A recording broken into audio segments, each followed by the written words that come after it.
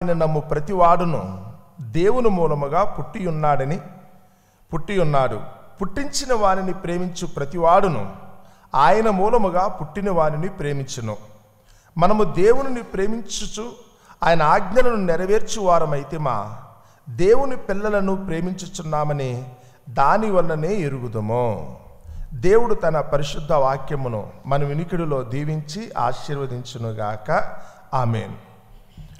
చదవబడిన ఈ మాట మరి యోహాను గారు వ్రాసిన పత్రికలోని భాగం. దేవునికి ఒక విధంగా చెప్తే కనుక దేవుని కుమారుడైన యేసుక్రీస్తు వారికి ప్రియ కుమారుడుగా ఎంచబడిన యోహాను గారు చెప్తున్న మాట. ఇక్కడ పలికేటప్పుడు కూడా నా మాటలు చూస్తే దేవుని మూలముగా పుట్టిన వారందరూ కూడా లోకమును జయించుదురు కదా. ఎవరైతే కనుక దేవుని మూలముగా పుట్టిన వారు ఉన్నారో వారు లోకాన్ని జయించేవారుగా ఉంటారు. ఎవరైతే కనుక యేసు దేవుని కుమారుడని ఒప్పుకుంటారు, యేసు దేవుని కుమారుడని ఒప్పుకుంటారో వారు ఏమవుతారట? లోకముని జయించేవారుగా ఉంటారనేది యోహాను గారు అయితే కనుక అక్కడ చెప్తున్న మాట. ఈరోజు యేసు ప్రభు యొక్క శిలువ శిక్షణ గురించి మనం ధ్యానిస్తున్నాం కనుక ఆ మాటలు బట్టి ఆలోచిస్తే యేసు ప్రభు వారు శిలువలో ఒక విధంగా చూస్తే కనుక రోమా గవర్నర్ అనుకున్న పిలాతు గారు అప్పగించినది మొదలుకొని యేసు ప్రభు చనిపోయేంత వరకు కూడా ఒక శతాధిపతికి ఆ బాధ్యతనైతే అప్పగించారు. అంటే యేసు ప్రభును సిలువ వేసే బాధ్యత. యేసు ప్రభువే కాకుండా యేసు ప్రభుతో పాటు మరి ఇద్దరు బందిపోటు దొంగలు కూడా ఆ సిలువ శిక్షకైతే కనుక అప్పగించబడ్డారు. అంతకు మునిపే యేసు ప్రభుని కొట్టడం అప్పుడు ఈ శతాధిపతి ఉండుంటాడు. యేసు ప్రభుని 40 దెబ్బలు కొట్టడం చూస్తుంటాడు. యేసు ప్రభునైతే కనుక ఘోరాతి ఘోరంగా అవమానించడం చూస్తుంటారు. యేసు ప్రభు మీద సిలువ అయితే కనుక భుజం మీద పెట్టి మోసుకెళ్ళటం ఇతని ఆధ్వర్యంలోనే జరిగింది. ఈ శతాధిపతి యేసు ప్రభుని మొదటి నుంచి కూడా గమనిస్తున్నాడు. శిక్షకు తీసుకురాబడినది మొదటి నుంచి కూడా ఇతను గమనిస్తున్నాడు. యేసు ప్రభు చనిపోయేంత వరకు కూడా అక్కడ ఉన్నాడు. ఆ శతాధిపతి ఒక సమయానికి వచ్చినప్పటికల్లా యేసు ప్రభు వారు ఎప్పుడైతే చనిపోయాడో చనిపోయిన వెంటనే శతాధిపతి నోటి వెంట ఒక మాట వచ్చిందట. ఎందుకంటే ఇక్కడ రాయబడిన మాట దగ్గరికి వస్తే యేసుక్రీస్తు దేవుని కుమారుడని నమ్మువాడు తప్ప ఎవరు ఈరోజు లోకంను జయించేది ఎవరు అనుకున్నప్పుడు యేసు ప్రభువును చూసి ఈయన నిజముగా దేవుని యొక్క కుమారుడు. ఈరోజు కూడా ఎన్నో వాదోపవాదాలండి. చివరికి క్రైస్తవ్యంలో ఉన్నవారు కూడా యేసు ప్రభునైతే కనుక ఒక మామూలు మనిషిగా చూడడానికి ప్రయత్నిస్తున్నారు. యూదులైతే దానికోసమే చంపేశారు. ఆనాటి యూదులు ఇశ్రాయేలు ప్రజలు ఎవరైతే ఉన్నారో యేసు ప్రభు వాళ్ళలో పుట్టిన తను దేవుని కుమారుడని చెప్పినప్పుడు కూడా వాళ్ళు నమ్మలేకపోయారు. యేసు ప్రభుని నువ్వెలా మనిషిగా పుట్టినవాడు కదా, మావలే నువ్వు కూడా పుట్టి మా మధ్యని తిరిగినవాడు కదా, నీ తల్లి తెలుసు, నీ తండ్రి తెలుసు, నీ తోబుట్టులు తెలుసు, వీళ్ళందరి మధ్యని తిరిగిన నువ్వుగా నువ్వు దేవుని కుమారుడు అని చెప్పుకుంటే మేమెట్లా నమ్ముతామన్న ఉద్దేశంతో యేసు ప్రభు చెప్పిన మాట వాళ్ళకి అభ్యంతరం అనిపించి వాళ్ళు యేసు ప్రభుని చంపేశారు. తమతో పాటు పుట్టినవాడు దేవుడు అవుతాడన్న సంగతి వాళ్ళు ఊహించలేకపోయారు. యేసు ప్రభు ఎక్కడ పుట్టాడంటే నజరేతువాడు అంటున్నారే తప్ప వాస్తవంగా యేసు ప్రభు వారు బెత్లెహేములో పుట్టారనే సంగతి వాళ్ళు తెలుసుకోలేకపోయారు. వాళ్ళు కళ్ళు మూసుకుపోయారు. వాళ్ళు చూచుచున్నామని అనుకున్నారు కానీ చూడలేకపోయారు. వింటున్నామని అనుకున్నారు కానీ వాళ్ళ చెవులు అయితే కనుక చెవిటివారిగా మారిపోయినాయి. వాళ్ళ హృదయం అయితే కనుక గ్రహింపుకు రాలేదు. ఇక్కడ కూర్చున్న మన దగ్గరకు వచ్చినప్పుడు కూడా ప్రభువైన యేసుక్రీస్తుని గురించి మీకు ఎప్పటికప్పుడు ఏదో ఒక విధంగా అయితే కనుక దేవుని వాక్యం మీకు తెలియపరచబడుతున్నా ఎంతమంది ఈ మాటను నమ్మి ఇప్పటికైనా కానీ యేసు ప్రభు దేవుని కుమారుడు సంగతిని గుర్తెరిగి ఆయన చెంతకు చేరుతున్నారన్నది ఇక్కడ ప్రశ్నార్థకం. లోకంలో మనుషులకి ఇప్పటికి కూడా యేసుని గురించి సరైన అవగాహన లేదు. ఏదో ఆయన కూడా మనవలే మనిషే కదా, ఏదో ఆయనతో పాటు ఆయన దగ్గరికి వెళ్ళి ప్రార్థన చేస్తే కానీ నాకు పని అయిపోద్ది కదా, ఏదో నా స్నేహితుల దగ్గరికి వెళ్ళి సహాయం అడిగితే కనుక నాకు పని అయిపోద్ది అన్న ఉద్దేశంతో చూస్తున్నారు తప్ప యేసు ఎవరో అన్న సంగతి చాలామందికి అర్థం కావట్లేదు. యేసు ఎవరో అన్న సంగతి నీకు తెలియాలనుకుంటే అక్కడ చెప్తున్నాడు, దేవుని మూలముగా పుట్టిన వారు ఎవరైతే ఉంటారో, ఎవరైతే కనుక యేసు ప్రభు దేవుని కుమారుడిని ఒప్పుకుంటారో వాళ్ళు లోకమును జయించేటట్టు ఉంటారు. లోకులు చెప్పే మాటను కాకుండా దేవుడు చెప్పే మాటను బట్టి తమ జీవితాన్ని ఎవరైతే కొనసాగిస్తారో వారు మాత్రమే యేసు ప్రభును గుర్తెరగగలిగే పరిస్థితిలో ఉంటారు. మన కళ్ళ ముందు చూస్తున్న కొన్ని సత్యాలు మనకు అర్థం కావట్లేదు. లోకపరంగా ఆలోచిస్తే కనుక అప్పుడు ఏముంది, ఆలోచించవలసిన విధంగా ఆలోచించాలి. యేసు ప్రభునైతే కనుక నువ్వు చూడవలసిన విధంగా చూడటం. పాత నిబంధన గ్రంథంలో మీకు చాలాసార్లు చెప్పుంటాను. దావీదు గారి దగ్గరికి వచ్చినప్పుడు మొదటి సమూయేలు గ్రంథము 25వ అధ్యాయం చదువుతున్నప్పుడు ఓ సందర్భంలో దావీదు అక్కడ ఒక వ్యక్తి దగ్గరికి వెళ్ళాడటండి, నాబాలు అని ఒక వ్యక్తి దగ్గరికి. ఆయనైతే కనుక యోదయ అరణ్యములో దావీదు ఒక విధంగా చూస్తే కనుక సౌలు రాజుకు భయపడి ఒంటరి జీవితం గడుపుతున్నాడు. తనకున్న 400 మంది సైన్యంతో అయితే కనుక దావీదు యోదయ అరణ్యంలో ఉన్నాడు. అక్కడ దగ్గరలోని కర్మేలు అనే ప్రాంతంలో ఒక నాబాలు అనే ఒక వ్యక్తి మంచి ధనవంతుడు ఉన్నాడు. ఆ ధనవంతుడు బాగా ఆ రోజుల్లో ధనం అంటే కనుక గొర్రెల మందలు పశువుల మందలే వాళ్ళకి ధనం. ఆ గొర్రెల మందలు పశువుల మందలందరూ కూడా అరణ్యములో దావీదు ఉన్న చోటునే వాళ్ళ మందలు మేపేవారట. వాళ్ళ పశువులు కాపర్లు వచ్చి మేపేవారు.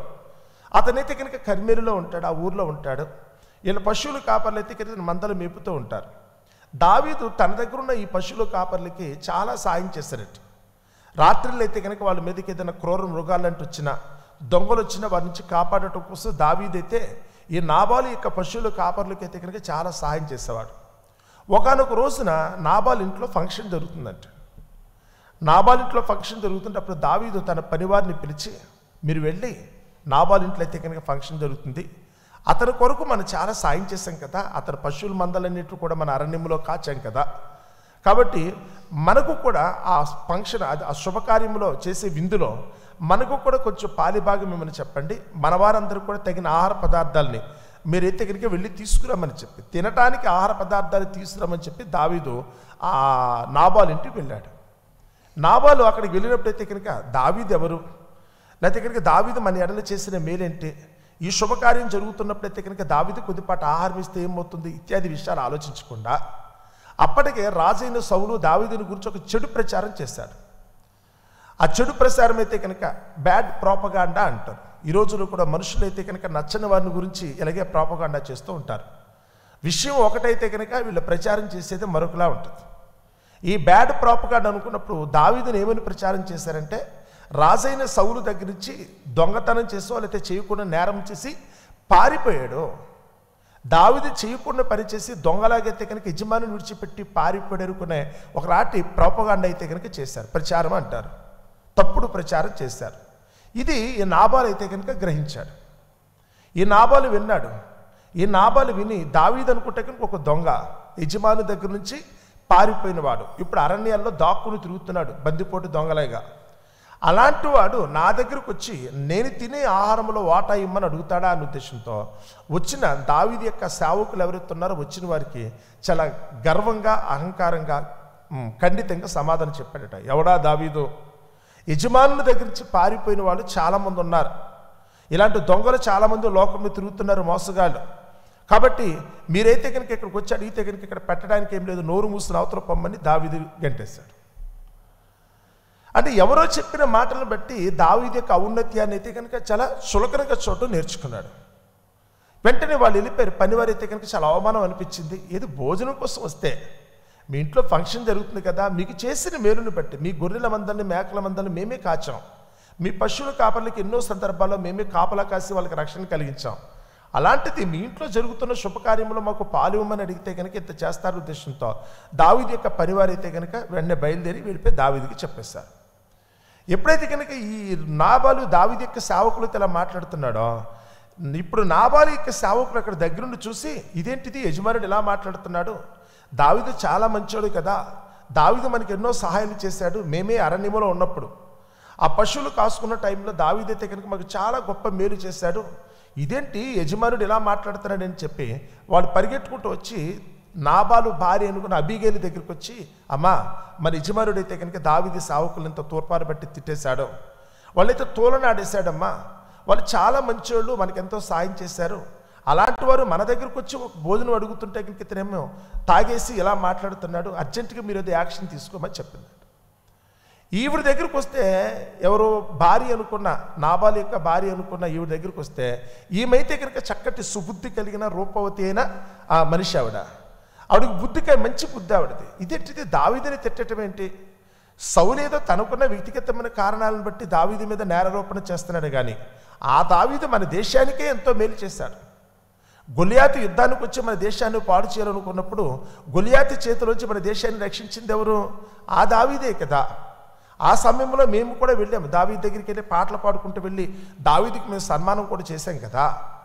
కానీ ఈ దావీదుని గురించి నాబాలు ఎలా మాట్లాడుతూ ఏంటని చెప్పి అబీగైల్ అయితే కనుక వెంటనే దావీదు కోసమైతే కనుక సమాధానం పరచడం కోసం వెళ్ళిందంట. ఇక్కడ ప్రశ్న ఏంటంటే, లోకంలో మనుషులు ఆలోచించే విధానాలు చాలా ఉంటాయి. దావీదు దగ్గరికి వస్తే నాబాలు దృష్టిలోనేమో దావీదు ఒక దొంగ, అతని భార్య దృష్టిలో దావీదు ఒక గొప్ప హీరో. మీ దగ్గరికి వచ్చినప్పుడు కూడా మిమ్మల్ని గురించి కొంతమంది గిట్టని వాళ్ళు మిమ్మల్ని గురించి అయితే కనుక దొంగలు చూసినట్టు చూస్తారు. మిమ్మల్ని జూదగాడు అంటారు, వ్యభిచారి అంటారు, తాగుబోతు అంటారు, తిరుగుబోతు అనుకుంటారు. రకరకాలుగా నచ్చని వాళ్ళు కావాలని మీ మీద ఉన్న ఉక్రోషంతో మీ మీద కావాలనుకుని చెప్పి చెడు ప్రచారం చేస్తారు. కానీ చెప్పే మాటలను బట్టి కాకుండా, చెప్పుడు మాటలను బట్టి కాకుండా ఎవరైతే కనుక యథార్థమైన హృదయంతో మిమ్మల్ని గురించి ఆలోచిస్తారో మీలో ఉన్న మంచితనం ఏంటో వాళ్ళకి అర్థమవుతుంది. మన గురించి కూడా అలాగే మాట్లాడే వాళ్ళు ఉన్నారు, మన గురించి కూడా అలాగే ఆలోచించే వాళ్ళు ఉన్నారు. కొంతమంది మనల్ని మంచోళ్ళని చెప్తే కొంతమంది చెడ్డోళ్ళని చెప్తారు. ఎందుకంటే మనకి వాళ్ళకైతే కనుక ఉన్న వ్యత్యాసం ఏదైతే ఉందో, మనకి ఏదో జరిగింది మధ్యలో అయితే కనుక ఏదో గొడవ జరిగింది అనుకోండి, ఆ ఉక్రోషం తట్టుకోలేక మెల్లగా అయితే కనుక ఒక మనిషిని గురించి చెడు ప్రచారం చేయటం ప్రారంభిస్తారు. యేసుప్రభు వారి దగ్గరికి వచ్చినప్పుడు కూడా ఇలాగే చెప్పారు. యేసుప్రభుని గురించి నచ్చని వాళ్ళందరూ కూడా యేసుప్రభుని గురించి ఇతను దెయ్యములకు అధిపతి అయిన బయల్జెబూలు వలన అద్భుతాలు చేస్తున్నాడు. యేసుప్రభు అయితే కనుక వెర్రోడు, అతనికి శరీరం బుర్ర పనిచేయక మెంటలు వచ్చేతే కనుక ఇలా చేస్తున్నాడు. యేసుప్రభు అయితే కనుక ఒక సుంకరి లేకపోతే ఒక సమరయుడు, ఇతను చేయకూడని వారితో సహవాసం చేస్తున్నాడు. యేసుప్రభు పుట్టిన కులం చాలా పెద్ద గొప్పది కదా, యూద జాతి కదా. అలాంటి యూదుడు అనుకున్నవాడు వెళ్ళి కింద వాళ్ళతో సహవాసం చేస్తున్నాడు కనుక ఇతను చెడిపోయిన వాడని చెప్పి అందరి ముందైతే కనుక ఒక బ్యాడ్ ప్రాపగాండా చేసేసారు. ఈరోజు కూడా ఆలోచిస్తే కనుక ఇప్పటికి కూడా యేసుప్రభుని గురించి, అంటే యేసుప్రభు వలన వాళ్ళకి ఏదైనా నష్టం కలుగుతుంది అనుకుంటే ఆ నష్టం కలిగిన వారందరూ కావాలనుకుని చెప్పి యేసుప్రభుని గురించి ఒక చెడు ప్రచారం చేయటం. ఇక్కడ యోహాను గారు చెప్తున్నారు, ఏమన్నారు తెలుసా? మీరు లోకంలో మనుషులు లోక మర్యాదను బట్టి కాకుండా మీరు ఆ లోకాన్ని జయించాలనుకుంటే, మనుషులు చెప్పే ఆ తప్పుడు ప్రచారాన్ని కనుక మీరు కనుక ఒక గెలవాలి అనుకుంటే మీరందరూ ముందు దేవుని మూలముగా పుడతారు. దేవుని మూలంగా పుట్టినవాడు యథార్థంగా ఉంటాడు. దేవుని మూలముగా పుట్టినవాడు సత్యాన్ని అనుసరిస్తాడు, చెప్పుడు మాటలు వినడం. దేవుని మూలముగా పుట్టినవాడు కన్నులారా ఏది చూస్తాడో, చెవులారా ఏది వింటాడో, తన చేతులు తేనెని తాకి చూసినవో దానిని బట్టి మాట్లాడతాడు. ఈరోజు మనలో చాలామందికి ఉన్న ప్రాబ్లం ఏంటంటే, ఎవరో వ్యక్తిని గురించి మనకి ఎవరో తెలియదు. ఎవరో మన ముఖ్యమంత్రి గారి గురించి వచ్చినా, ప్రధానమంత్రి గారి గురించి వచ్చినా, లేకపోతే మరొకరి గారి దగ్గరికి వచ్చినా లోకంలో కొంతమంది నచ్చిన వాళ్ళు ఉంటారు, కొంతమంది నచ్చిన వాళ్ళు ఉంటారు. అది ఎమ్మెల్యే గారిని బట్టి వచ్చినా, ఎంపీ గారిని బట్టి వచ్చినా కొంతమంది గిట్టని వాళ్ళు చెడు ప్రచారం చేస్తే మనము కూడా తగుదనమ్మా అంటూ ఆ చెడు ప్రచారంలో మనం వెళ్ళిపోతామే తప్ప ఇంతకీ వీళ్ళు చెప్పిన మాటలో వాస్తవం ఉందా లేదని గ్రహించుకునే శక్తి ఈరోజు లోకంలో చాలామందికి లేదు. చెప్పుడు మాటలను బట్టి అయితే కనుక ఒక నీతిమంతుడిని కూడా దొంగనే చేసేస్తున్నారు. చెప్పుడు మాటలను బట్టి పరమ దుర్మార్గును కూడా ఒక గొప్ప మహానుభావుడుగా చూపించే పరిస్థితి ఈరోజు ఉందండి. లోకంలో అయితే కనుక ఇదే ఈరోజు లేనిది ఉన్నట్టుగా, ఉన్నది లేనట్టుగా చూపించటమే ఈరోజు లోకం యొక్క మర్యాద. లోకులు ఎప్పుడూ కూడా తమ స్వార్థం కోసం అయితే కనుక ఆలోచిస్తారే తప్ప యథార్థాన్ని ఉన్నది ఉన్నట్టుగా చెప్పేవాళ్ళు ఎవరు లేరు. ఇప్పుడు ఉన్నది ఉన్నట్టుగా నువ్వు ఆలోచించాలనుకుంటే కనుక ఇక్కడ యోహాను గారు చెప్తున్నారు, దేవుని మూలముగా మీరు జన్మించారు. మీరు రక్షణ పొందింది దాని కొరకే, మీరు బాప్తిసం తీసుకుంది దాని కొరకే. ఎవరైతే కనుక దేవుని మూలముగా పుట్టారో ఇప్పుడు లోకం చెప్పింది కాకుండా దేవుడు చెప్పింది వినటం ప్రారంభిస్తారు. లోకులు ఎప్పుడు అబద్ధమే చెప్తారండి. ఒక్కటే గుర్తుపెట్టుకోండి, మిమ్మల్ని కట్టుకున్న మీ భార్య కూడా 100కి 90 అబద్ధాలే చెప్తుంది. దయచేసి ఎప్పుడైతే నిజమని మాత్రం అనుకోవద్దు. అవసరానికి తగినట్టుగా ఆవిడ మాట్లాడుతుంది. మీ భర్తలో కూడా చివరికి మీకు చెప్పేటప్పుడు 100కి 90% అబద్ధమే చెప్తారు. మీ పిల్లల దగ్గరికి వచ్చినా, మీ తల్లిదండ్రుల దగ్గరికి వచ్చినా వాళ్ళు ఏదో దాపరికం కోసం ఏంటంటే కనుక వాళ్ళు లౌక్యంగా మాట్లాడుతూ నేర్చుకుంటారు. అంటే మనిషి దగ్గర మనిషి మాట మాట్లాడుతూ నేర్చుకుంటారు. అన్నీ అబద్ధాలే. మీరు గమ్ముని కనుక వాళ్ళని కనుక నమ్మేస్తే, తొందరపడి కనుక వాళ్ళ మాట నమ్మి కనుక మీరు వెళ్ళారనుకుంటే మీరు నెట్టనీలుగా మునిగిపోతారు.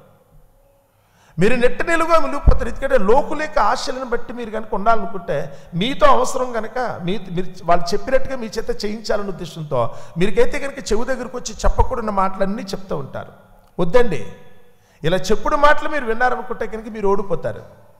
మీరు చెప్పుడు మాటలను బట్టి కాకుండా దేవుడు చెప్పిన మాటలను బట్టి ఆలోచిస్తే, సత్యంగా ఆలోచించండి, యథార్థంగా ఆలోచించండి. ఒక్కసారి మనసు పెడితే మీకు అర్థమైపోద్ది. మీరు మనసు పెట్టి ఒక్కసారి ఆలోచిస్తే కనుక, ఎందుకంటే అవతల వారు చెప్తుంది నిన్న చెప్పిన దానికి ఈ రోజు చెప్పిన దానికి తేడా ఉంది కదా, లేదా పక్క వాళ్ళు చెప్పిన దానికి వీళ్ళు చెప్పిన దానికి తేడా ఉంది కదా. ఈరోజైతే మనం అనుకున్నది మన కళ్ళ ముందు జరిగింది వేరు, వీళ్ళు చెప్పేది వేరు కదా, ఏదో తేడా ఉంది, వీళ్ళు మనల్ని తప్పు త్రోవలోకి నడిపిస్తున్నారన్న సంగతిని గుర్తెరిగి మీరు కనుక జాగ్రత్త పడకపోతే మీరు కూడా ఏదో ఒక రోజు యేసు ప్రభుని సిలువేసేస్తారు. లోకులు చెప్పిన మాటలను బట్టి. ఎందుకంటే ఈరోజు యేసు ప్రభుని గురించి అయితే ఎలాంటి బ్యాడ్ ప్రాపగాండా అయినా లోకంలో ఉందండి, చెడు ప్రచారం. ఎందుకంటే వాళ్ళు చేసే తప్పుని యేసు ప్రభు ఎండగడతాడు. మీరైతే కనుక దుష్టత్వంతో దుర్మార్గంతో ఉండొద్దని దేవుడు చెప్తాడు. మీరు అల్లరితోనో తగులుతో ఉండొద్దని దేవుడు చెప్తాడు. మీరు తాగుబోతనంతోనో జోదరకమ్మ చేయొద్దని యేసు ప్రభు చెప్తాడు. మీరు ఎదుటివాడితో అబద్ధం ఆడొద్దు, మోసం చేయొద్దని యేసు ప్రభు చెప్తాడు. మీరైతే కనుక దేవుని చిత్తానుసారంగా మీరైతే నీతివంతంగా బ్రతకమని యేసు ప్రభు చెప్తాడు. నచ్చదండి.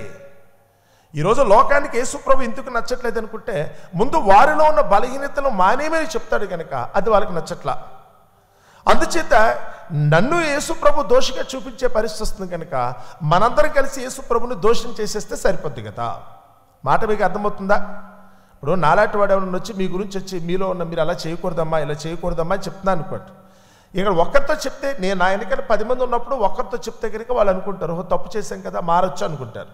కానీ చెప్పేవాడు మంచివాడు ఒక్కడయ్యి దొంగలే ఒకరు 10 మంది ఉన్నారనుకోండి. ఇప్పుడు 10 మంది దొంగలు కలిసి ఏం చేస్తారు? వేలు ఆ ఒక్కడి వైపు చూపిస్తే నువ్వే దొంగ అని చెప్తారు. దొంగోడే చివరికి దొంగ దొంగ అని చెప్పేటట్టుగా ఈ లోకమంతా కూడా ఈరోజు యేసు ప్రభువుని బట్టే టెక్నిక్ అలాగే మాట్లాడుతుంది. ఇవాళ క్రొత్తగా ఏమీ పుట్టలేదండి. ఇప్పటికి 2000 సంవత్సరాల క్రితం ఆనాటి యూదులు ఇశ్రాయేలీ అనుకున్నప్పుడు ఎవరైతే ఉన్నారో యేసు ప్రభు యొక్క సొంత జనాంగమే యేసు ప్రభుని చంపేశారు. యేసు ప్రభుని దేవుని కుమారుడిని ఒప్పుకోవడానికి వాళ్ళు ఇట్టి పరిస్థితులు ఇష్టపడలేదు. ఆయన దేవుడిగా వారు అంగీకరించడానికి ఏమాత్రం కూడా వాళ్ళు ముందుకు రాలేదు. ఆయన చెప్పే మాట అయితే కనుక దేవుడు చెప్పిందని చెప్పడానికి కూడా వాళ్ళు అంగీకరించలేదు. అందుకని యేసు ప్రభుని అయితే కనుక తప్పట్టారు. ఎందుకంటే యేసు ప్రభు చెప్పిన మాట వాళ్ళ అవసరాలు తీర్చేటట్టుగా కాకుండా వాళ్ళు చేసే తప్పులను అయితే కనుక ఎత్తి చూపించేటట్టు ఉంది. ఇప్పుడు కూడా దేవుని మాట చెప్తున్నప్పుడు ఇక్కడ కూర్చున్న మీకు కూడా అయితే కనుక మనసులో ఎక్కడో గుచ్చుకుంటూ ఉంటుంది. ఏదో నన్ను గురించి చెప్తున్నట్టున్నాడు కదా, నా తప్పుని ఎత్తి చూపుతున్నాడు కదా అన్న భావన మీకు కూడా వస్తున్నాడు. కానీ మిమ్మల్ని తప్పు పట్టడం కోసమో మిమ్మల్ని నేర్పించడం కోసం దేవుని మాట్లాడదు, బాగు పెట్టడం కోసం ఉంటుంది. అది తప్పు అని ఇప్పటికైనా మీరు గ్రహిస్తే కనుక మీరు మారు మనసు పొందారనుకుంటే తప్పకుండా దేవుని కృపను బట్టి మీరు కూడా దేవుని దృష్టిలో యథార్థవంతులుగా మారి ఆ దేవుని చిత్తాన్ని అయితే కనుక నెరవేర్చిన వారుగా మీరు పరిశుద్ధులుగా ఉండి ఎప్పటిదైనా పరలోకం చేరుకోవడానికి అవకాశం ఉంటుంది. అందుకని యోహాను గారు చెప్తున్న ఈ మాటలో ఉండి ఒక్కటే చెప్తున్నాడు, మీరు ఎవరైతే కనుక దేవుని మూలముగా పుట్టారో వారందరూ కూడా యేసు దేవుని కుమారుడని ఒప్పుకుంటారు. అందుకనే సిలువలో అయితే కనుక శిక్ష వేసిన శతాధిపతి దగ్గరికి వచ్చినప్పుడు యేసు ప్రభు చనిపోయిన తర్వాత అతను ఒకటే మాట్లాడాడట, ఈ మనుష్యుడు నిజముగా దేవుని కుమారుడు. కళ్ళ ముందు చూశాడు, ఆ యేసు ప్రభు యొక్క శిక్ష అంతటిని కూడా దగ్గరుండి చూశాడు. అన్ని కష్టాలు పడినా అన్ని బాధలు పడినప్పుడు కూడా ఎక్కడా కూడా అయితే కనుక ఆయన మాట తడబడలేదు, ఎవరిని పల్లెత్తి మాట అనలేదు, ఓర్చుకోవడం ఇష్టపడ్డాడే తప్ప, ఎదుటివారిని క్షమించి వారి గురించి ప్రార్థన చేయడానికి యేసు ప్రభు ఇష్టపడ్డాడు తప్ప ఎవరిని గురించి కూడా ఒక్క మాట శాపనార్థంగా మాట్లాడటానికి ఆయన ఇష్టపడలేదు. అందుకనే ఆ మనుష్యుడు నిజముగా దేవుని కుమారుడు కదా. ఈరోజు మన దగ్గరికి వచ్చినప్పుడు కూడా మీ ముందు ఎవరైనా మౌనంగా ఉన్నారనుకుంటే, మీరు ఎన్ని నిందలు మోపినా నేరాలు మోపినా వాళ్ళు చేతకాని వారు కాదండి. అక్కడ వాళ్ళు మౌనంగా ఉన్నారనుకుంటే వాళ్ళు దేవుని మూలముగా పుట్టినవారు, దేవుని ఎరిగిన వారు మీకు ఎదురు సమాధానం చెప్పరు. మీరు ఒక్కటే గుర్తు, మీరు ఎన్ని నేరాలు మోపినా ఎన్ని నిందలు వేసినా ఎన్ని విధాలుగా అవమానపరచడానికి ప్రయత్నించినా వాళ్ళు దేవుని నమ్ముకున్నందుకైతే కనుక వాళ్ళు మౌనంగా ఉండిపోతారు. మౌనంగా ఉంటే కనుక అర్ధాంగీకారం కాదండి, మౌనంగా ఉంటే కనుక చేతగాని తనం కూడా కాదు. దేవుడు ఉన్నాడు కదా, ఆయన చూస్తాడు. మీరు చేసిన పనికి తగినట్టయితే కనుక దేవుడు చూస్తాడు. ఎన్నో చెడు ప్రచారాలు ఈరోజైతే కనుక గిట్టని వారి కోసం అన్నట్టుగా అయితే కనుక ఒక మంచి వ్యక్తినే పాడు చేయడం కోసం చాలామందిని ప్రయత్నిస్తున్నారు. ఒక నీతిమంతుడిని అయితే కనుక ఈరోజైతే కనుక చంపేయడానికి ప్రయత్నించే వాళ్ళు చాలామంది ఉన్నారు, అల్లరి పాలు చేయడానికి ప్రయత్నించే వాళ్ళు ఉన్నారు. లోకంలో అయితే కనుక ఈరోజు మనము ఉన్నామేమో చూసుకోండి. మనము కూడా అలాంటి తప్పుడు ప్రచారాలు చేస్తానేమో. దయచేసి ఎప్పుడు కూడా ఒక వ్యక్తిని గురించి మాట్లాడేటప్పుడు, ఒక వ్యక్తి మీద నింద, ఒక అపనింద కనుక మీరు వేసేటప్పుడు 1కి 10 సార్లు ఆలోచించండి. నిజమేనా, నిజంగానే జరిగిందేనా, ఎవరో చెప్పారని మనం కూడా తొందరపడుతున్నామా? ఆ వేసిన నింద అవతల వ్యక్తికి ఎత్తికి ఎంత హాని కలిగిస్తుందో తెలుసా? ఆ రోజు యేసు ప్రభు మీద వేసిన నిందలో చివరికి ఎత్తికనికి యేసు ప్రభు ప్రాణం తీసేస్తున్నాడు. కానీ యేసు ప్రభు ప్రాణం తీసేస్తారనుకుంటే కనుక ఊరుకుంటాడా దేవుడు? ఒక నీతివంతుని యొక్క ప్రాణం వాళ్ళు తీసేసినందుకు గాను నిజంగానే ఇశ్రాయేలుకి విధించిన శిక్ష ఇప్పటికి 2000 సంవత్సరాల నుంచి అయితే కనుక వాళ్ళు శాపగ్రస్తులుగానే ఉండిపోయారు. ప్రతిరోజు కూడా వాళ్ళు యుద్ధాన్ని చూస్తున్నారే తప్ప, ప్రతిరోజు రక్తపాతాన్ని వాళ్ళు కళ్ళ ముందు చూస్తున్నారే తప్ప, ఈరోజు వరకు కూడా వాళ్ళకి నెమ్మది లేని పరిస్థితిలో బతుకుతున్నారు. ఎందుకంటే నీతిమంతుడని యేసును వాళ్ళు చంపాలనుకున్నారు కనుకనే వాళ్ళ బ్రతుకులో నెమ్మదలేదు.